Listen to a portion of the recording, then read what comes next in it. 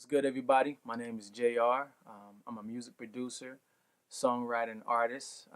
The name of my production company is So High Productions, and I've been producing, man, for over 10 years now. And gratefully had my start in Christian music, working with guys like Cross Movement, Flame, Thizzle, Lecrae, Tripoli, Tadashi, Andy Mineo, you name it, Mars, Redeemed Thought. You name it, man. Anybody that's made music in Christian hip hop, I've had a chance to work with them, write with them, create with them. So, yeah, man, that's what I do. Put out two albums as an artist, Metamorphosis, which is in 2005, and also Liberation. I'm sorry, not Liberation. That's coming out.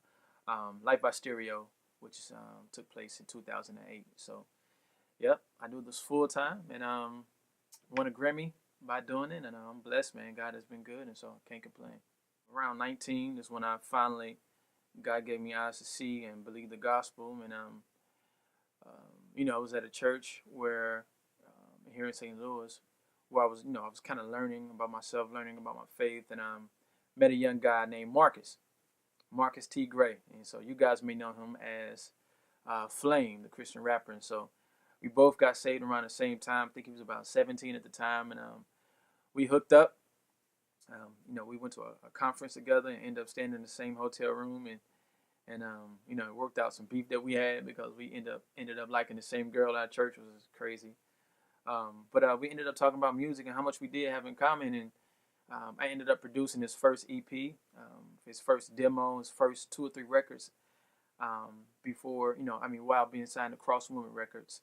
And that was my introduction. Like, we really thought we were the first Christian artists, you know what I mean? Because we knew no one that was doing that until we started searching the internet and found Cross Movement, found Gospel Gangsters, T Bone, KJ52, and some other guys. And so, yep, that was my introduction to Christian hip hop. We had this little bus that looked like an airport shuttle that we would tour around in, take turns driving. Um, anyway, it broke down one time, and somebody came to pick us up. We called a bus company. They sent a bus out, and a guy named Tommy was driving. I was just sitting up front, uh, in the passenger seat, the front of the bus, and telling him what I did. And he said, "So it's rap and it's Christian?" I said, "Yeah." He said, "I know some guys. You want to hear something?" Um, so he played me this song called "Warriors," and I immediately loved it.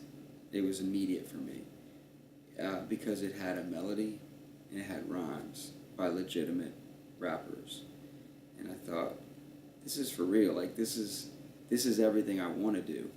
It's everything that I'm trying to do, but they're already doing it down in Tulsa, evidently. They were doing their thing, and it impressed me because it was passionate.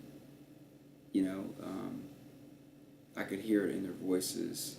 The chorus was something an audience would sing. We are warriors. I mean, I could sing it to this day. That was a long time ago. But I wanted to meet the guys. I mean, I fell in love with it. Told me they were called ETW, End Time Warriors. I thought, it all made sense to me. And then I came back and I immediately told the label that I was signed to about it because I thought it was different, and I wanted family when it came to hip hop. God Over Money came from one, my testimony. Just being, my clique was lavish. It was actually called Lavish Pimpin'. It's been that since middle school. You know what I'm saying? So lavish, we was all about living a luxurious plush lifestyle, and when I did shows, I rocked the homies jewelry.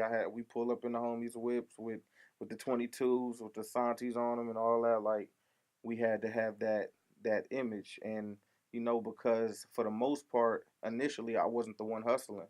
The people behind me was. So I didn't have the nice stuff. So, you know what I'm saying? I had to borrow the nice stuff so that I could be Playboy, aka Bizzle, when we went out.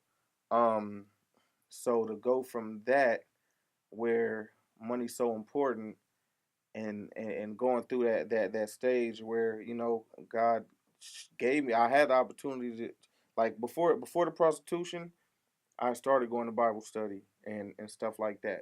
That money came, I was out of there. You know what I'm saying? Bouncing from city to city. So and even after and that whole situation of being in the church with the girl, her father's a pastor, it's her family's church, and still not stopping. You know what I'm saying? I was choosing money over God right there. He obviously was showing me like, yo, you was just going to Bible study. You was trying to get in the right direction. Now you've been bouncing around. Well, now I got you right back here. You know what I'm saying? Now what you gonna do?